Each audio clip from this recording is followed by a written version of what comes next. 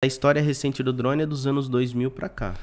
Sim. E ele se popularizou muito de 2010 para cá. Então a gente está falando de uma tecnologia próxima do que você vê atualmente de 13 anos. Então é algo muito recente. Ele concilia o analógico com o digital? Ele é só digital, só analógico? Você tem as duas versões, cada qual com seus prós e contras. Uhum. Hoje em dia nós utilizamos tanto os drones convencionais como os FPV com tecnologia digital. Esses aqui que estão na frente são...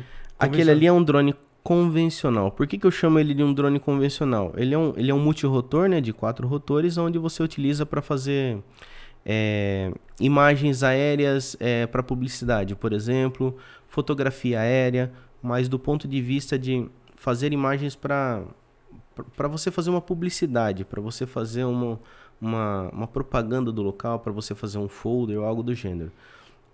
Esses aqui também, porém esses são drones que a gente chama de FPV. FPV vem da sigla First Person View, ou seja, visão em primeira pessoa.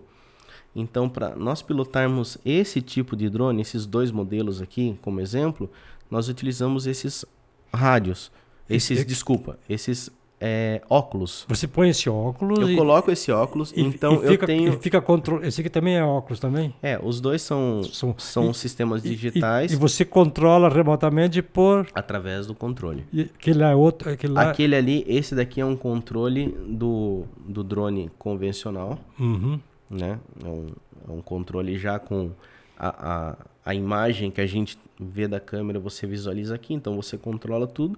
Ele é um drone que possui GPS, então ele é extremamente estável. Ele é específico para algumas situações, como eu exemplifiquei. Para você fazer uma fotografia, às vezes você precisa ali parar o drone, fotometra. Ele para normal. A mobilidade dele é grande. Ela é grande, sobe, desce, você tem algumas limitações, né, do ponto de vista legal. Você não pode ultrapassar o teto de 120 metros, né? Você sempre tem que estar atuando a 30 metros distante de pessoas e tudo mais. E tem que ter algumas questões. Para você trabalhar profissionalmente, você tem que ter ele registrado, enfim.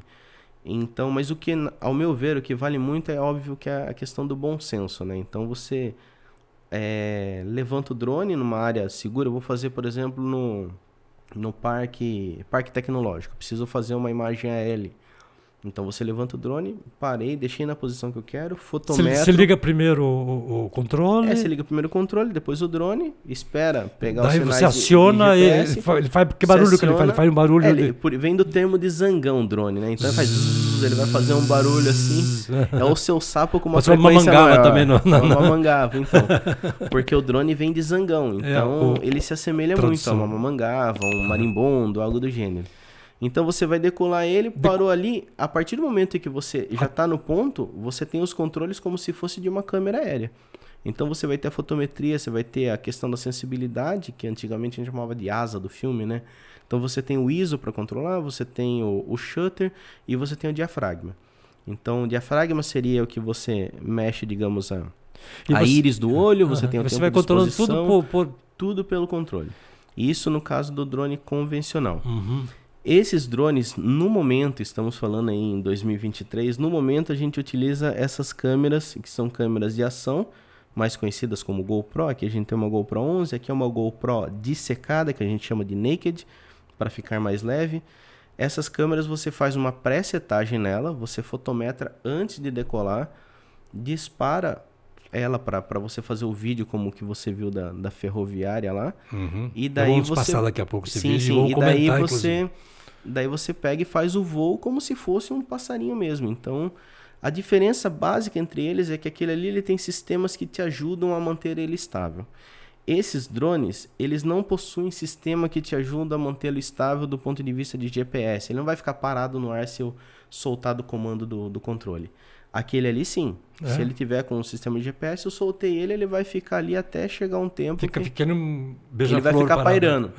Vai ficar pairando normalmente. Esses outros não. Então já requer um pouco mais de treinamento, de cautela e tudo mais. Porque esses aqui são, digamos, uma pilotagem manual.